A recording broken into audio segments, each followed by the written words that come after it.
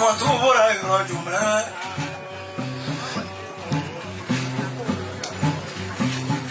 Come on, do what I like in that country. Homie, you're following that. Super, come on, we live. Oh, I'm going to get my Clara Cassie.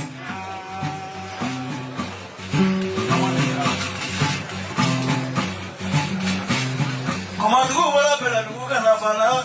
Who are telling me women are careful at them? Who's the answer I did do?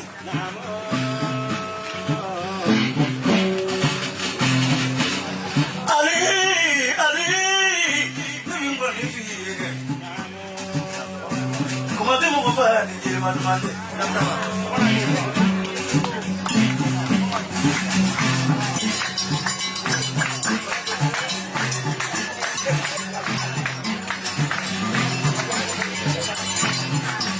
Vaya.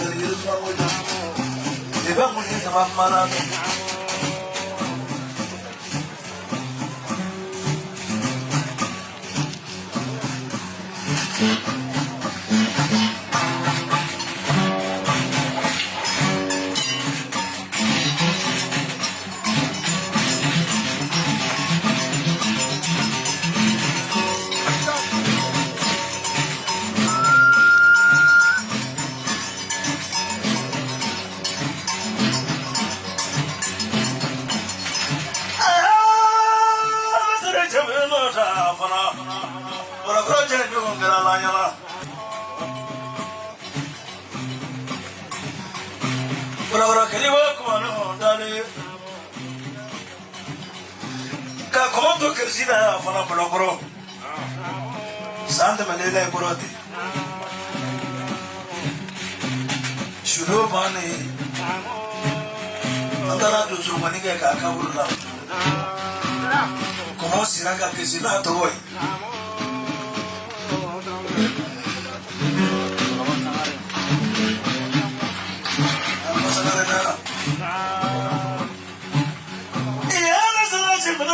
Sidu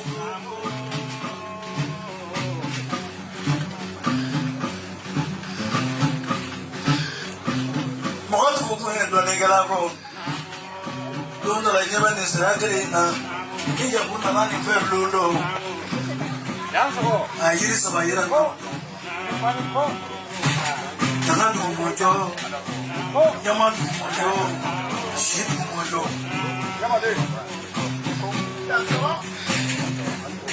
Favori yo gira dela ni siremuna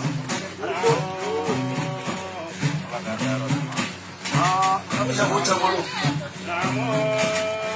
Donde la andara meribu Asele meribula Andeni meribu kana mubla Kamba ta kaburu juro Omeribu kana mubla Ndaja ndubule yede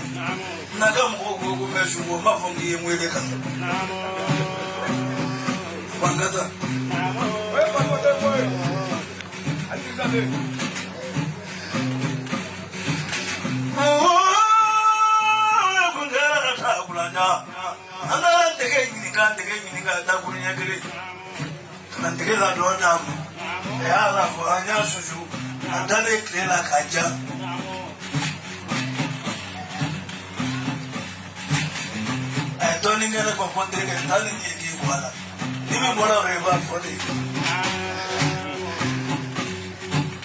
Yes, I will love the police. Yes, I will love the police.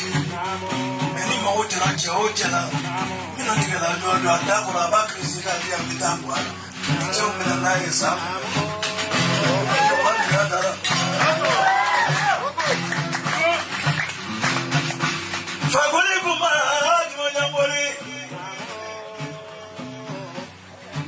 I didn't saw Jamulan also.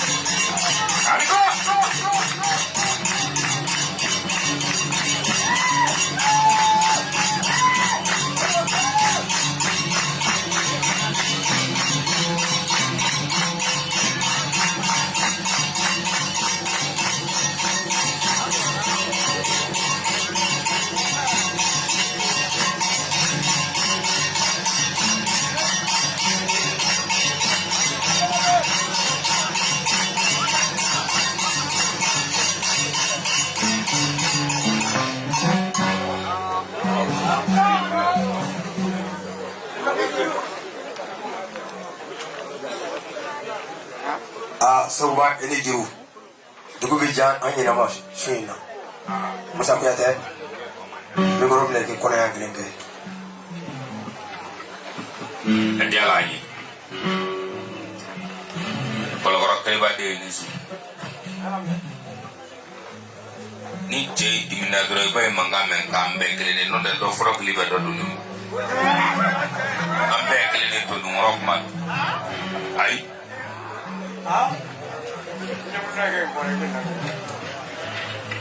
ni koma itu na bilara ko koma kana ko sukere damne to ali koma be to ni gori ke do bara so do bi mun bay ko kam me blo ro se ba koma tre na la sa fa ali bi to asinga koma tiki wolo le koma tiki le ni su ifani ni ana fure le na ke na kure da ba ko fure be kure ba fa no ne fe be no na mene kena mana bo kaburu se ba la duna ne tuma kada antu minyin nga parce que ma sonya ma kroto ko do ma bengala ma le kilas ki no de dinga flotiri kono ya flotiri me bengala ma le kele lulu na le nari ele na le feni takama ki kisika kuna ne fana te tiki gore tala be ba soro ele fe blokro bayo ma ya ngono me dugu bele tala no de ni jeli de sedale kai kono kuma bana ba ko ala mi lo ko wasakle ne mi lo e taro ala tolo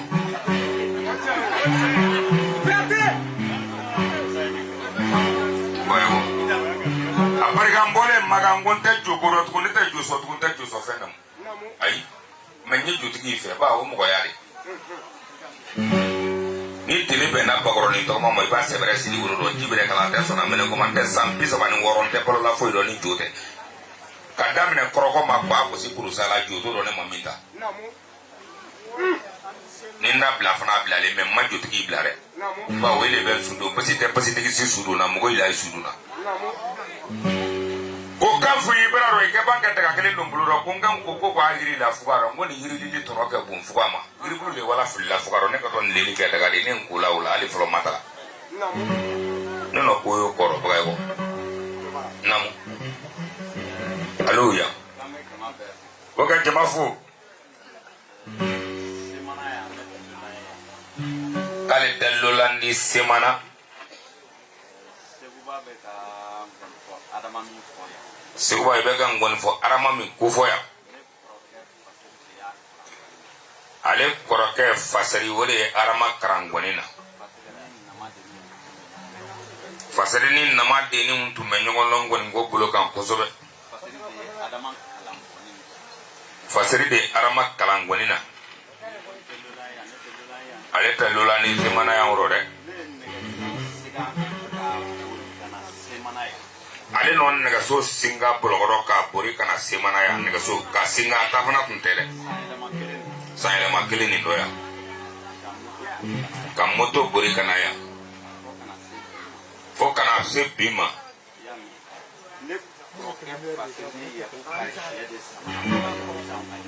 ale korogani fasari koroga fasari ne semana yagu ka des samande no desi ayanya ka fuka yagu lasi ko ke bela de lenfu suno dasi wa flave soro ko din namra fama mabuni ka wa fla soro ko ka di jeli bela de lema ka wa flagora soro ko ka di musa kuyate ma abala kuma kason namara era wole wasi lasi aha diablo mau wa woro be soro ka di oluma etele meja maiga wanani be soro ka di oluma ndumgola lasibe ya wa fla be soro ka blangwan brakono maiga ini diablo ya watam flen si ko de itane tamne lasi si fana ko non de vera si ma ka to ko no la sintana ibe na aro de ndekele tasoro alimentaire wa fla be soro ka daima aliman son kala yemi kati seguba bilibili ko sefa wa mugambe soro kadima na wadi bulo furubulo na to besa kibe minkan kiki doja kambe semana befu kale tra kumaro kale bolaro ya wa mugamfle